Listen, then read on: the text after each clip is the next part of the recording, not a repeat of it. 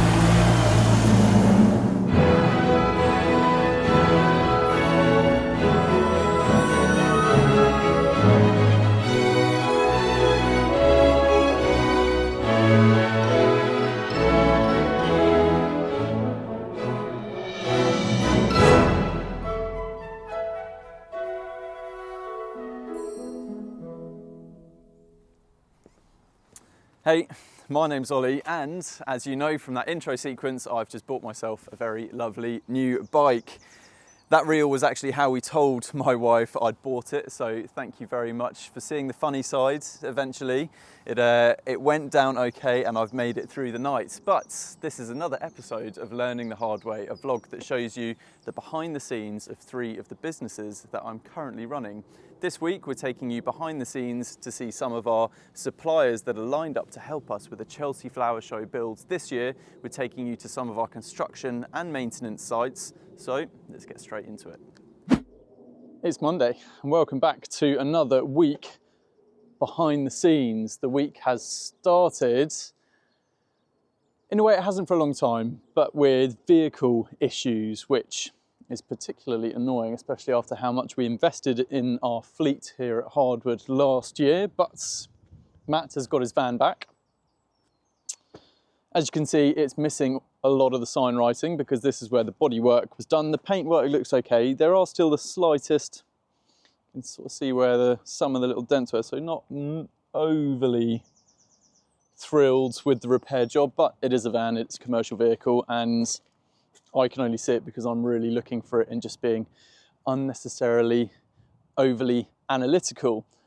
What's most annoying about these vans is brand new Ford Transit, the diesel engine, 20,000 mile or 2-year service interval. That's what we were told when we bought it. This van was recalled. It had a couple of, say, safety issues. It's all to do with all the stupid technology they put in new vehicles with lane assist and all that sort of stuff. But the annoying part was they also had to put it through a full service because the van said it was due. We bought this van brand new last year. It's done 8,000 miles, so quite what it needed a £500 service doing. I'm not entirely sure. So yeah, not thrilled about that. Now I've tried to speak to the Ford dealer it went to just find out what's going on and why it needed why it needed a full service so early on, but they're not returning my calls, so oh well. He's tried to wash his van. You can see all these lovely little swirly bits that he's missed, but yeah, oh well. The pressure washer has made them try to wash their vehicles, but obviously just not do an incredible job. We're actually going to hand you over to Matt now rather than slagging him off behind his back. We're going to show you a little bit about what his sort of day-to-day is here at Hardwood. So he's off to 2 site meetings, setting up the guys on a site, speaking to the clients on another site. He's going to a couple of suppliers, picking up a load of new PPE. So yeah, hand you over now to Matt. We are here in East Horsley, back at a job that was completed some time ago, but here to address a bit of a drainage issue. So what we've got is a drainage issue in the lowest corner of the garden. We excavated a large amount of the clay when we built the beds, topped it up with 400 mil of good soil. But where the rest of the surrounding landscape's all clay, it's acting as a sump in itself. So the corner of the bed, which is the lowest part of the garden, is just taking all the water and it's flooding. We've sort of excavated a big hole as a sump. We've now got to get all that water out, put a pump in which will be hardwired, so we've got to run some electrics down there. That's the goal, that's what we're here for over the next couple of days.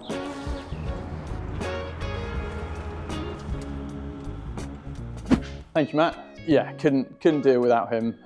If you need to grow or want to grow whatever your business is, hopefully you seeing some of the behind the scenes here and at Hardwood and how much I delegate to my staff shows the importance of having those staff and then trusting them to actually do what you've employed them to do, really.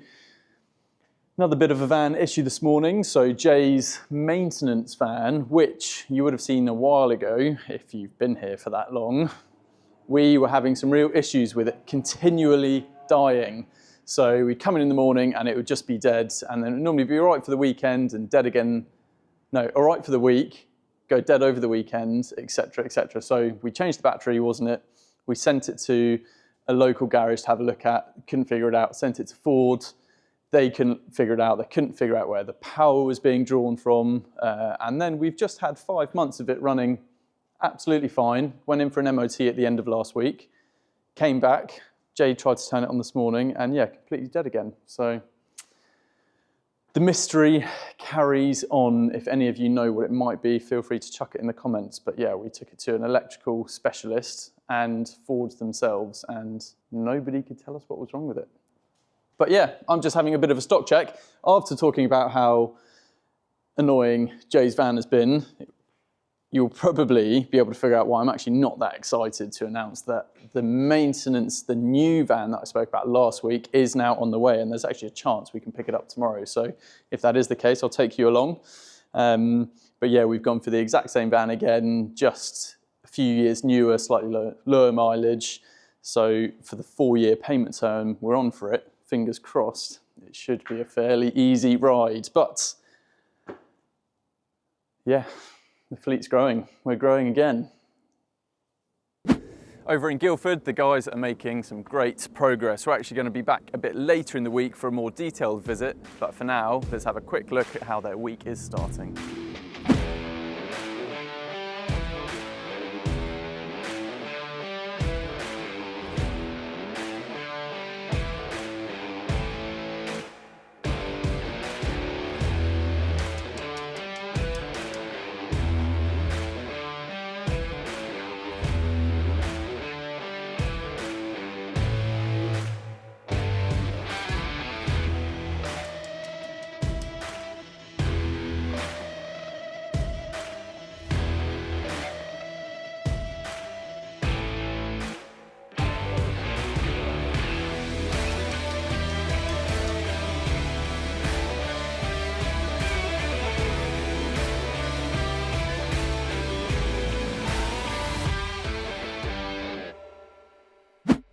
Productive day. You've obviously been on the road with Matt, so you've seen the progress on our Guildford job, and as with last week, it feels very good to be making progress there. You would have also seen, again, something if you've been watching these vlogs for a while, I know I've said that a few times today, but you would have seen an East Horsley project that we built last year. So today we were prepping everything, we were getting the area ready for the installation of what is going to be the solution there, which is we're putting in a tank with a sump pump.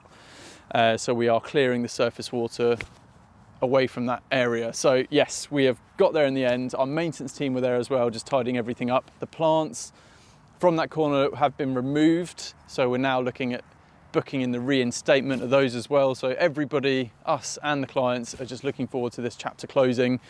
We will carry on doing the maintenance there, so making sure that the garden really matures as it should, which is fantastic. Obviously, we are off the back of a pretty incredible APL Awards 2025.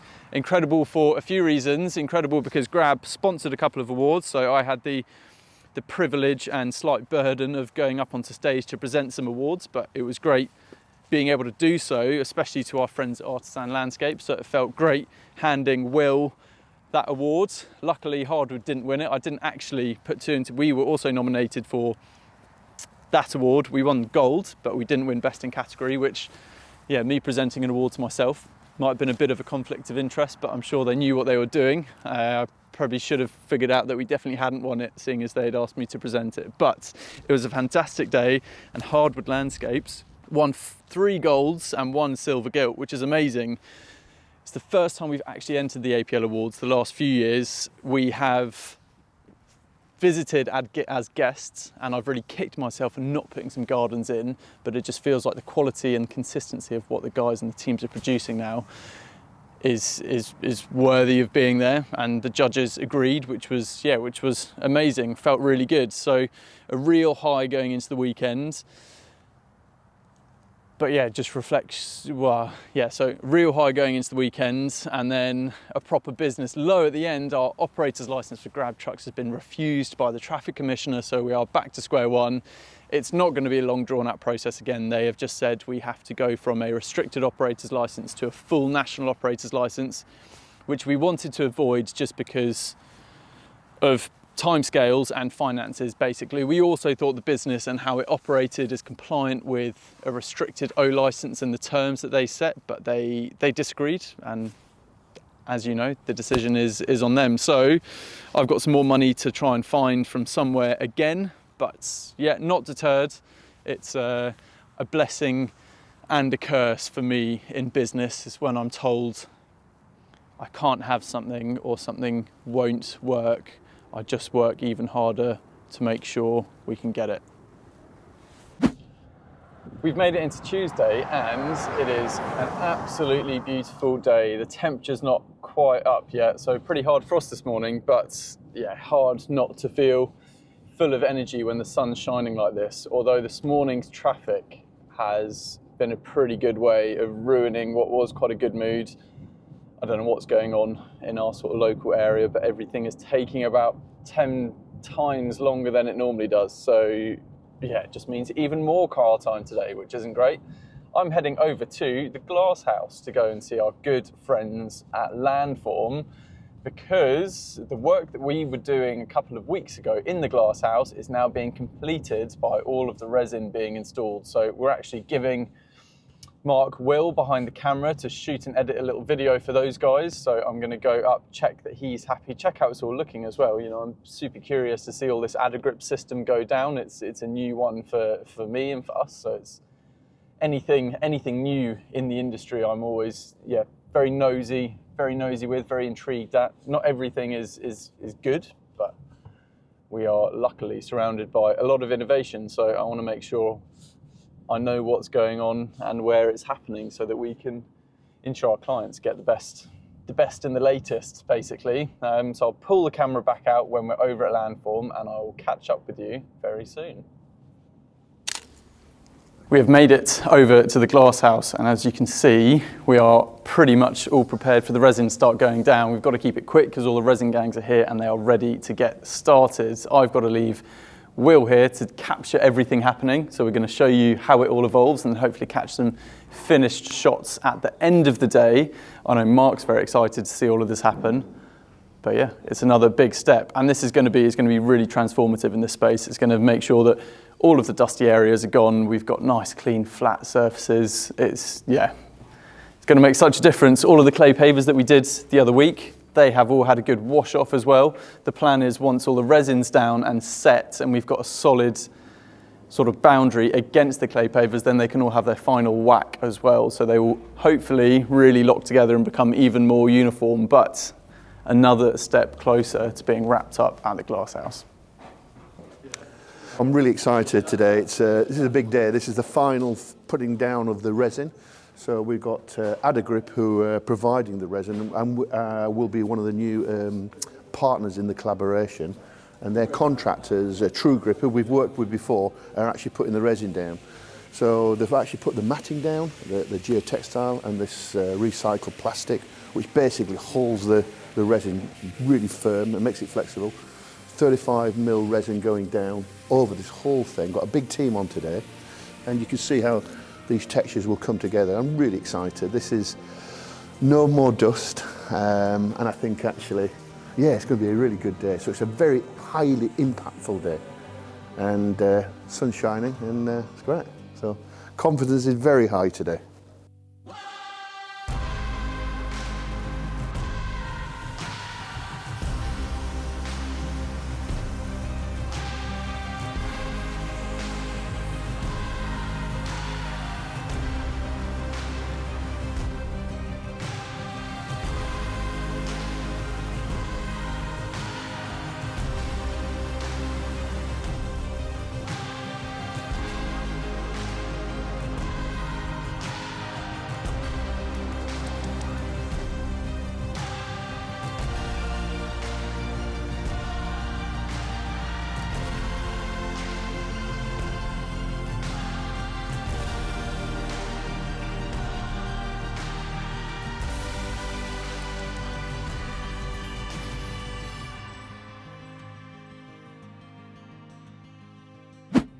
Made it out of the glass house and wanted to try and kill a bit of time before hopefully going to pick up the van, but the finance payment has not reached the van dealer yet, so we can't pick it up just yet. So it's looking like it's probably going to have to be tomorrow unless they call me within the next sort of hour. But seeing as I was in Guildford, thought I'd pop in to see Duncan, Charlie and Matt and how they're all getting on. And it's all looking good. What a difference the sunshine makes. This is what we're dealing with. Most of our jobs are in really heavy, soggy clay, which is a nightmare. But here, we're basically just carving in to a solid chalk and flint bank. So digging out strip footings is a bit of a nightmare. So we've had to alter the spec slightly with these footings. There is a planter going in there, but what we're going to have to do on this side is pour a bit of a raft because we can't dig the trench, and then we will just place 110mm pipe sections all the way along it, so into the concrete. So once the concrete's poured, we can then lift those out and it makes sure any water that goes into the planter can escape out the bottom of it. The good thing about this stone is, whilst it's a pain to dig, the soil and underground structure is amazing. It doesn't move, doesn't heave, doesn't swell like clay does, and it drains very freely as well. So yes, it's a pain at the moment, but overall it is actually pretty good. The guys have made a start on the deck frame. So talk to you a little bit about how we do our deck frame here at Hardwood. This deck specifically is design board. It's a composite decking from London Stone. And what we are installing it on is a timber frame. So we've done a lot on composite frames over the years, but composite is a real nightmare to work with, and the linear movement. So as it heats and shrinks, it really moves. We actually, while we've been over at our East Horsley project doing the snagging, quite a lot of the deck screws along the edge of that deck have snapped, and that is because the frame is moving. The frame moves, the boards can't move. Yeah, it's a real problem. So it's not the screws. Most of them go into clips, which allow linear movement of the frame, but on the screws that go into the edge of the boards where it goes into a step, you have to screw through the board, and it's those screws that have snapped. So it's a pain. So we've gone back to using timber, which everybody prefers. It's significantly better, nicer to work with, and the screws, when you're fixing it together, actually bite and lock it all together really nicely. We use class 4 timber in the ground, which is a pressure treatment suitable for ground contact. So it's pretty sure it's the best pressure treated timber that you can get. So we expect a sort of 25-year lifespan out of that. All of the timber frame around that then again is all pressure treated, and it's all, as you can see, well off the ground. So we've got a good air gap underneath it, just to make sure nothing is in contact with the ground ever. Good airflow, and then over the top of the joists, we tape everything up with deck tape, which has a 25-year guarantee. I'm not entirely sure how that works, whether it's 25 years on the tape or on the frame it's supposedly protecting, but it is a plastic tape that goes over the top of the deck frame to stop water sitting on it and rotting it. If you buy proper deck tape rather than black gaffer tape. The difference and the selling point is that it's self-sealing. So as you screw through it, it's sort of rubberized, so it seals around the screws. So the screws, where they pierce it, it doesn't mean that it is making lots of little holes, basically. So there you go. That is a lesson in how we do our deck framing. And let me see if I can find. So the clients have had all of their samples, and this is what we've gone for. So it's a brushed pebble grey design board from London Stone. So design board is their sort of own brand decking, and yeah, we actually install quite a lot of it. Whether you like it or not, it goes down pretty well. Looks pretty good when it's down. We've never been called back to it, so in my opinion, it's good enough. Whoa, 2 site visits from me, not even a videographer. How amazing is that? So on the way back from Guildford, still haven't heard from the van, so I thought I'll stall for a little bit longer. I've still got time. Stopped off at a Godalming project, and unfortunately I didn't get the DJI. I didn't have the DJI with me yesterday. It was still with Ben after the APL Awards. But I mean, you can see down here, all of these stumps were holding up this fence. There was a huge, so the first phase here, the clients have only just moved in. First phase was ripping out a big Leylandi boundary hedge, which is, yeah, really, really horrible stuff. So we had tree surgeons in yesterday. We're working with a local tree surgery company. We're actually using subcontractors on our next few jobs to help us get through them. And it's completely game changing. It's why people are ever opposed to subbies, I don't understand. These guys have flown through it. It's been great. So they had yesterday to get ahead of us, and then the stumps on the ground that you can see. So Harry and Andy are here, and our little diggers here with a land rake on it, an amazing little attachment. And we are going through now. We didn't just want to do stump grinding, because the plan, second phase, third phase, wherever we get to with this job, is for all of this boundary to become planting and suitable for planting. So we don't want to just grind off to ground level. We actually wanted to get everything out the ground, sort all of the soil out, give everything a good turnover, get all the roots out, all these stumps out, and then we've got a proper blank canvas. But it is amazing. I'll show you a photo now of what the hedge looked like yesterday. There you go. And I will now show you what it looks like today, what's all gone. And the difference is incredible. Walked into the garden, and the amount of light that hits you is incredible. Leylandi hedges are just, if you inherit one of those, just, yeah, get rid of it. Get rid of it, in my humble opinion. But yeah, it's all looking very good. Hardwood guys making it all very tidy. So we should be here for a couple more days on this phase. Once all of this is cleared out, that chain link boundary, we're putting in some new Jackson's fencing. The clients are just deciding on a couple of different Jackson's options. But yeah, another good one for us to get smashed out before the silly season starts. Good morning.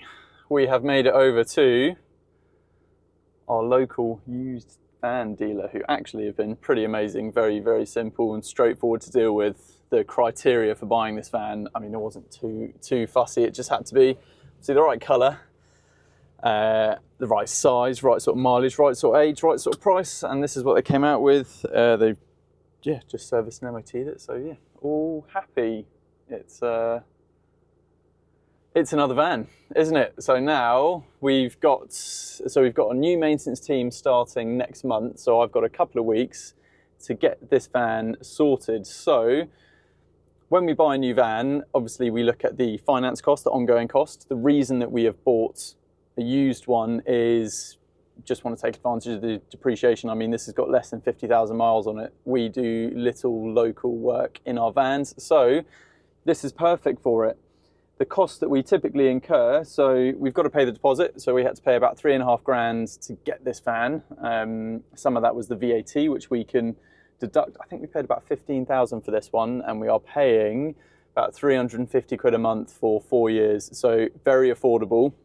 At some point I'll talk to you through how we justify what we buy. There's a business model associated with every van, with every team, with everything that we put on the road. So the cost and the ongoing cost of this is obviously built into that. So the immediate additional costs that we incur are, so we buy seat covers and floor mats to make sure the internal cab is protected and stays nice. One, so we can keep it clean. Two, so if we end up reselling it at any point, it's good, it's clean, we can give it to the new owner in a nice condition. That typically is a few £100. We get good quality ones. We then get some racking for the back. That's normally about £500 for a basic kit from online. It's all we need. We then get it sign written, which is about £750 plus VAT. We then have to get the so for this one, we've bought some ramps to load a mower into the back of it. They were about £500. What else? That's probably it for the initial outlay for us getting a van like this actually onto the road. It's then, of course, kitting it out. So I'll go through all of that in a bit more detail at some point. With this van, we aren't doing what we did usually. So if you saw these vlogs way at the beginning, you'll know that we trialed some new Makita stuff. We actually trialed sort of working with them in a bit of a media capacity, but it just didn't really work out. But we're looking at exploring that again. So we're actually kitting this whole van out with Makita maintenance kit on a trial and testing basis. If we like it, we will then buy all of that kit off them. It is at a reduced rate. But we're going to be running one maintenance van off Stihl battery kit and one off Makita battery kit, which we're looking forward to. That should also really help us to know what kit belongs in what van. And we've heard very good stuff about the Makita kit. But I mean, that is going to be a few £1,000s. We then have to buy things like lawnmowers, which are about £2,500 each for the commercial ones that we run. We then also have to buy all of the hand tools, which again are a few £100.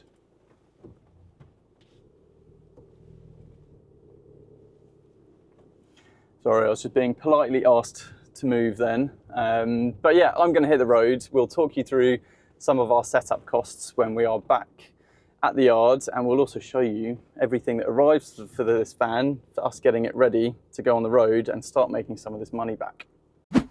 We're going to head over to Hambledon now to join our maintenance team as they work in one of the gardens we regularly look after, making sure it's ready for summer.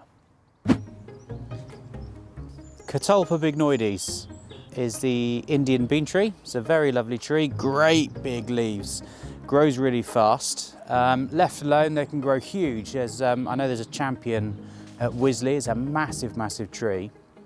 But when they're pruned regularly or pollarded regularly, you end up with a growth habit that forms much bigger leaves, so it makes a much more ornamental plant. It grows really quickly as a tree.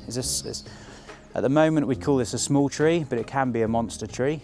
If you were to look at the top of that, those very long, very straight pieces, so there's one there that's about 2 meters long. That's last year's growth. So what I'm doing is I'm pruning it almost as if it was an apple tree. I'm creating a bare arm with a fist with some knuckles on it, each knuckle about 2 inches, give or take a little bit. So what I'm doing is I'm getting it to form a lovely thick outer canopy, which is what the knuckles will do. But by keeping this clear, you get to see and enjoy actually the structure of the branches underneath, which once cleaned looks really nice. By making this one slightly smaller, it actually makes the garden feel that much longer. Whereas because it was so big, it made the garden feel a little bit squat. We've got it back to the yard. Good to have our new Transit back. Actually drives really nicely, and it's amazing how quiet they are when they're empty.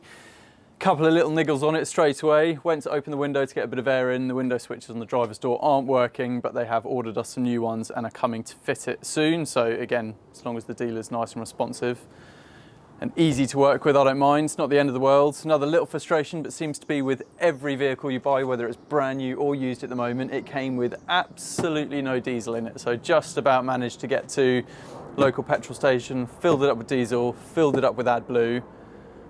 And now we are just waiting for all of those parts I spoke about earlier to arrive so we can start kitting it out.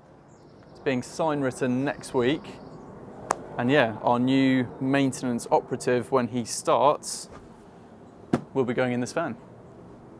and you're probably wondering what this is. Well, we're not going to be able to film the install because we're going to take you to see some of our first Chelsea Flower Show suppliers tomorrow. So start introducing you to some of the behind the scenes for Chelsea this year and what that looks like for Hardwood. But this is the tank that we're putting in the corner of the garden at East Horsley. So the system that we're putting in, this is obviously where the water is going to be caught. Underneath this manhole, which will sit at surface level, there is a pump. The pump has got a float on it. So essentially, once this fills up to a certain point, the pump will kick in, fires all the foul water, the fresh water, rainwater off here, and then it's dealt with correctly, don't worry. But yeah, that's what we're putting in, so arrived today, looking forward to hopefully getting East Horsley pretty much wrapped up tomorrow.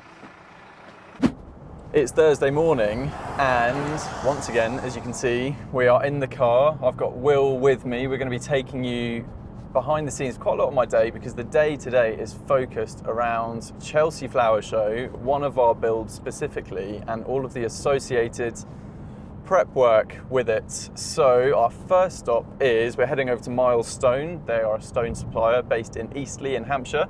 So we'll get there. I'll talk to you a little bit about them and what they are doing and how they are helping. We are then heading over to the Glass House Collective, and we are going to be meeting with pretty much all of our subcontractors. The designer Max will be there, so it's a lot of people who are involved in actually delivering that scheme, so you'll get to meet them as well. So yeah, next stop is Miles Stone. As you can see, we have made it over to Miles Stone, and they're very lovely yards in the amazing weather, so very happy that the sun is shining. The purpose of today is all of this stone. This is all for our Chelsea builds. So everything in this little bay here is what we are bringing over to the show. So we've got Paul from Gecko Stonework, who is our subcontractor for the stone work for our Chelsea build. So the purpose of today is for him to confirm with Max, the designer, exactly how they want the stone laid. Paul can then let us know how many days he needs to spend here before the show, because everything about Chelsea is pre-planning. You want as much as you possibly can pre-planned that can be pre-planned. So the plan is actually to get everything out of these bulk bags, everything cropped, dressed. You can see we've built a couple of little feature panels at the bottom. Everything will then be going onto pallets and then wrapped in clear plastic, so that when we get it to the show, Paul can see exactly what stone is on what pallet. So it's a case of hopefully lifting it straight off the pallet and into the wall. We've also got a couple of pretty big feature boulders here and some even bigger ones at the back. So we're working out where those are going to fit into the wall, if we're going to split them. They're obviously quite deep. So yeah, the purpose of today really is just logistics. It's pre-planning, getting everything as organised as we can. Miles Stone is supporting our builds at Chelsea, so they're a fantastic company. They've been around for a very long time, but they're in the middle of a bit of a push now to grow. They're offering their service, not just supply and support the very local demographic here. So they see having a presence at Chelsea important for their brand, so we get to support that, they get to support us. It's everything about this show, and the group of collaborators is celebrating smaller, younger, up and coming businesses, which yeah, makes it exciting. I'm Angus from Miles Stone. We're here today in the yard with Ollie and with Max, the designer, and also Paul, the stonemason. And we're just going through the stone that we'll be supplying to them to implement into one of the main garden features at the Chelsea show this year. It's a dry stone which will be constructed in a manner that will be safe while on site, but then can be easily demountable going forward after the show and then be repurposed. Very, very excited to be included in the Chelsea show again. It's a few years since we were there with our products, but I think the whole garden is going to look absolutely outstanding, and yeah, very, very excited about the whole thing. So our day in the sunshine continues, and behind those gates is the Glass House Collective, somewhere that you've seen quite a lot on the vlogs recently. The rest of our afternoon is going to be spent sitting in one of their meeting rooms and just going over everything to do with our bigger Chelsea build in really fine detail, with all of our subcontractors and sort of specialists that we've brought in to help us deliver this project. So a really, really important part of making sure the job is going to run smoothly. Let's head in there now and have a look. You'll see Ali from Hardwood Landscapes is here already, and the others shouldn't be far behind. So today's job for me on a Friday is I've had some pretty intense admin days today, so mentally a little bit cooked. So I'm just doing stuff around the yard, trying to be productive, not procrastinating. It's all important things. As you can probably see, we are figuring out how to get the ride-on mower into our new maintenance van, because what we didn't want to do is buy a tipper or a beaver tail. So we've bought these ramps online, so we're going to find out a way of fastening those securely to, they won't go on the bumper as they are now, they'll go onto the ply lining. But I haven't tried it yet, so don't hold me to it, but I think this hip, when it goes over there, I think it's going to catch the deck. The problem with these little tractors is the deck's very low, so that's what I'm trying to scratch my head over.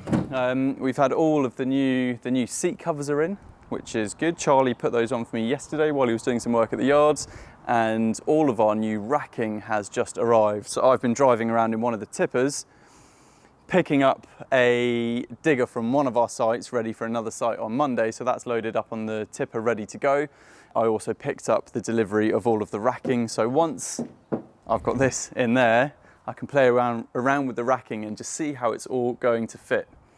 Because yeah, I'm determined to make sure that this is a solution, but we'll see how it goes. Oh, brand new socket set. The reason I've gone and bought myself a new one is mine kept getting borrowed, and gradually I was losing all of the most useful parts. So all of my 10mm, 13mm, 7mm had left the socket set. So replenished it and gave it to Jay for maintenance. Most of the hardwood guys actually have their own ones of these. When people had worked for us for a certain amount of time, we'd give them something. So a lot of the labourers, first things they got were trowels when they started doing some paving or some brickwork. And then a few of the others have been given these socket sets. So it means that yes, it's a very nice thing for them to have, very useful, but it also means that they are then able to repair and fix things on site. So everybody benefits out of it. So pretty good end to a Friday for me here at Hardwood. As you can see in the little car park behind me, we have 2 Land Rovers again, which means Ben's is back from some pretty major surgery. It's been gone for pretty much the whole of this year. So he's been rattling around in my little 90. So yeah, great to see them again.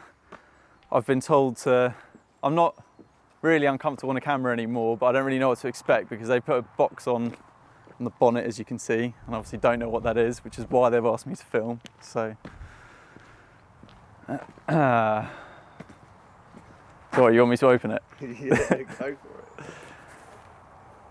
Oh, hey, look at that.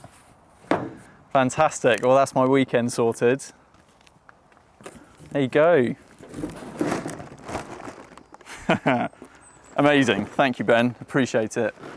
So he's given it back nice and clean as well, which is the main thing. So yeah, happy days. There you go. Very exciting. 2,336 pieces. Wow. That's nuts. Good morning. Haven't done this for a while, but we are vlogging on a Saturday, and as you can see, I'm at the yard. Following on from yesterday, see if this opens. It is unlocked. We got the mower in. Actually, went in okay. I think I am going to have to try and find some longer ramps because the mower deck does still slightly catch when it just goes over the angle change, which is a bit of a pain. As you can also see, there's not a huge amount of, I mean, there's good space at the front, but there's not a huge amount of space left in here. So yeah, a bit of playing around. It's something I'm going to get sort of stuck into today.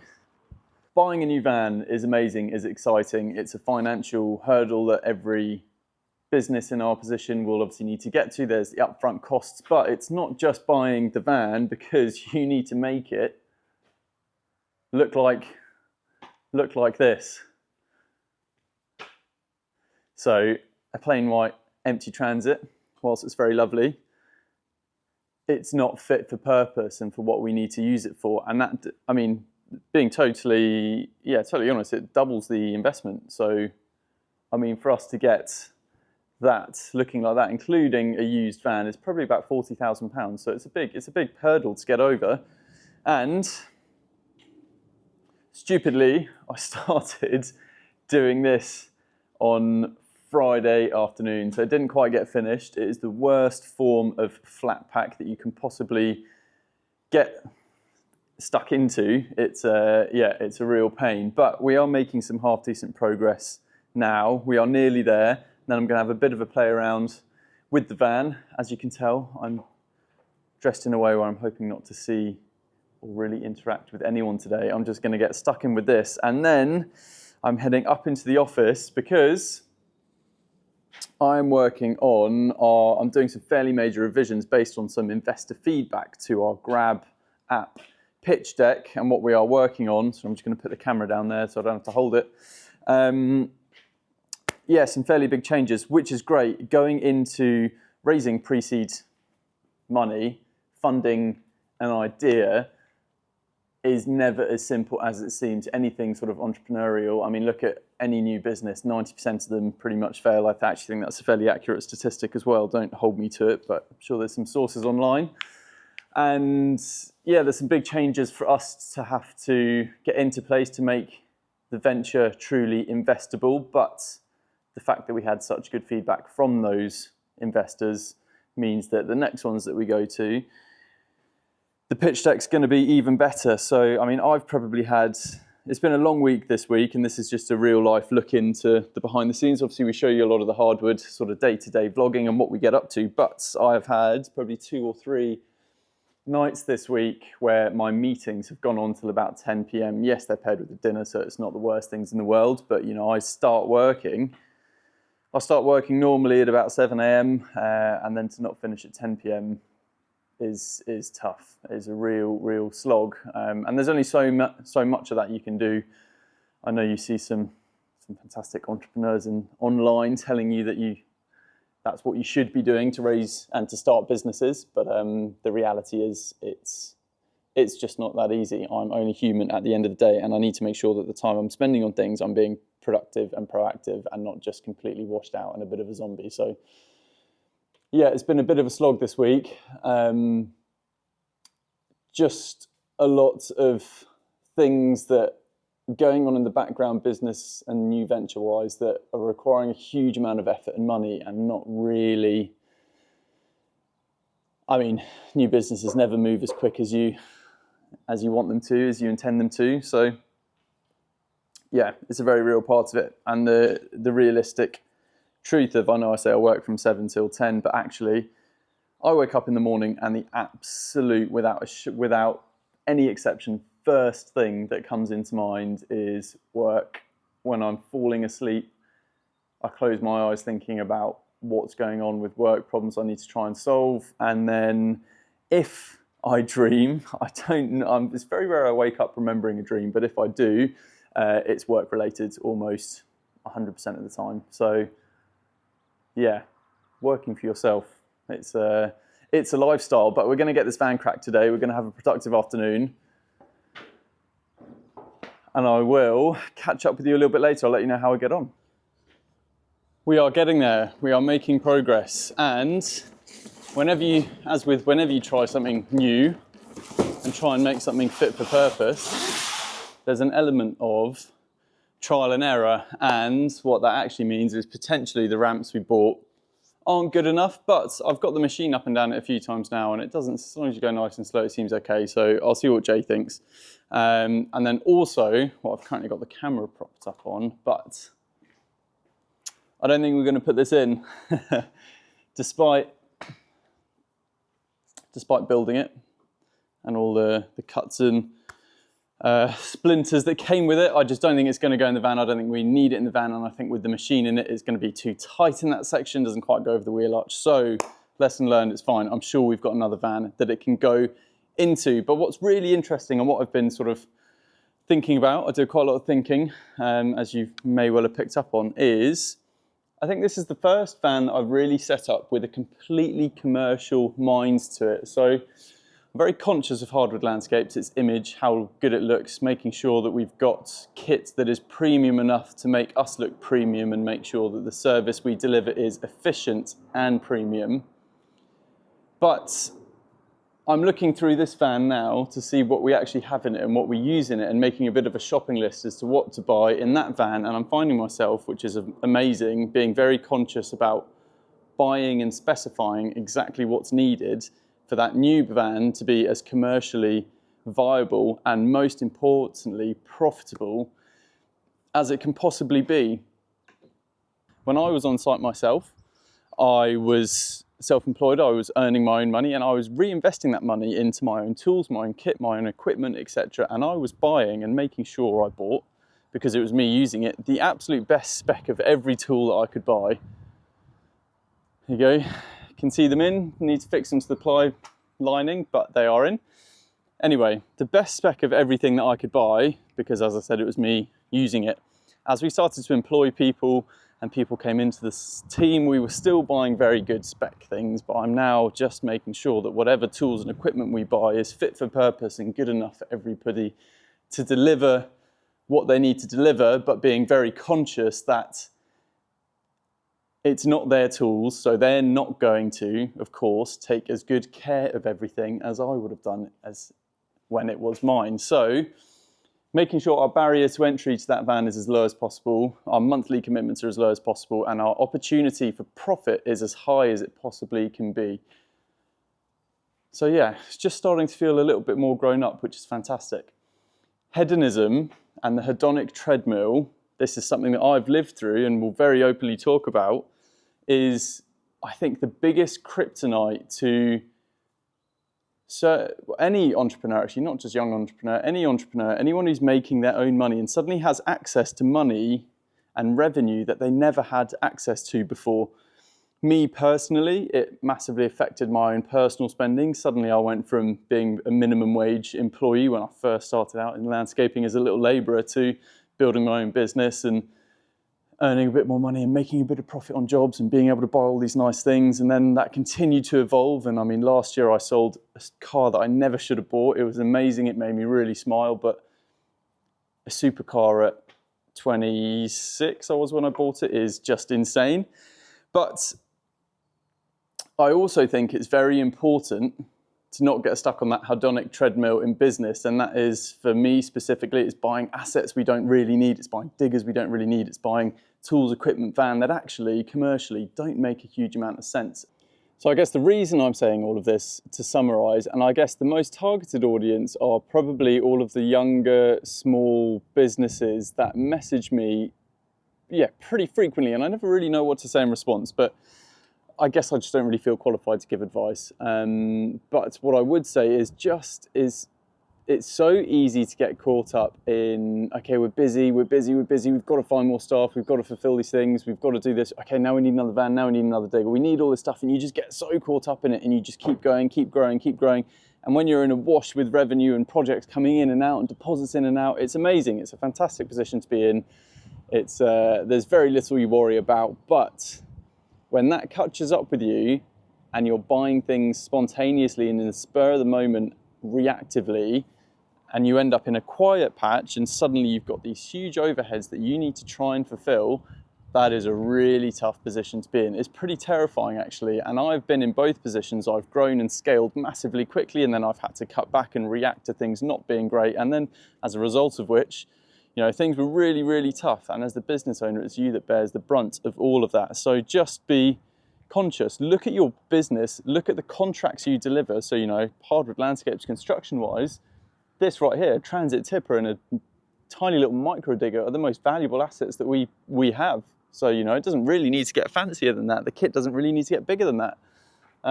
We deliver domestic projects of a certain revenue bracket, deliver them very well to a very high standard, but access is always limited. We're working on people's driveways. It's, we can't get bigger than this. So I've gone through all of this, and this is exactly why the vlog is called Learning the Hard Way, because I've had to figure all of this out myself, and a lot of it has been very tough. So look, you've got to do the same. And I think the result and the outcome of going through all of this, making all of these wins and all of these losses, is that if you get through that cycle and your hedonism and your hedonic treadmill peaks,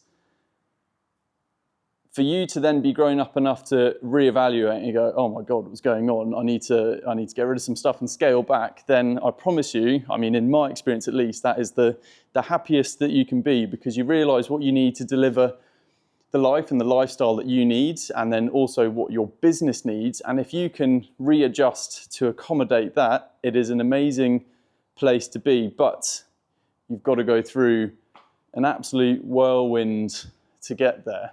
And I'm glad I did. You know, I'm glad I've made the mistakes I did. I'm glad I wasted tens and tens of thousands of pounds that I lost on that stupid Mercedes that I bought. I'm genuinely glad I did, because I'm glad I did it all then, because now the business decisions I'm making are so much stronger and I have so much more confidence in, which is actually allowing my businesses to grow in a much more sustainable way. So to wrap up, and apologies, I lost my microphone between the last video and this one. I guess what I'm trying to say in a very long-winded way is that I and nobody above you can tell you not to buy that thing that you want to buy. You're going to do it and you're going to work through it. It's just part of the journey. Embrace it, enjoy it. I certainly feel the most at peace with what I've done in a long time.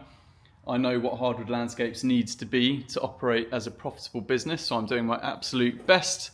But I'm going to leave you there with these 3 little vans in here. Everything else is out on the guys' driveways. These are the only vans that currently live at the yard. But they are all part of a great little business that hopefully is going to continue to provide a very good lifestyle. And that, you know, that's what Hardwood Landscapes is. It's a lifestyle business. It's not really a saleable company, so you've got to be very honest with that. And again, well, honest with yourself if you have a business like that, I mean. And again, if you are like the new companies I'm starting, for example, I'm not just going to keep starting more and more lifestyle businesses because, oh, you know, my lifestyle is fine, but what I want to try and grow and create a saleable company, so a different type of business to change that lifestyle and provide and create things for, I guess, the people around me, and give them access to things that they've never had before. That's why I'm doing it, really. You know, I feel like I want to give it a go, but I'm not just going to keep earning more and more taxable income. That would be insane. Part of my afternoon is getting back to our local council yet again about the business rates that they have put on us and the letters that just keep coming despite the so-called block that they have put on it. So yeah, you get all of that as you grow. It's something to look forward to. But yeah, have a good weekend.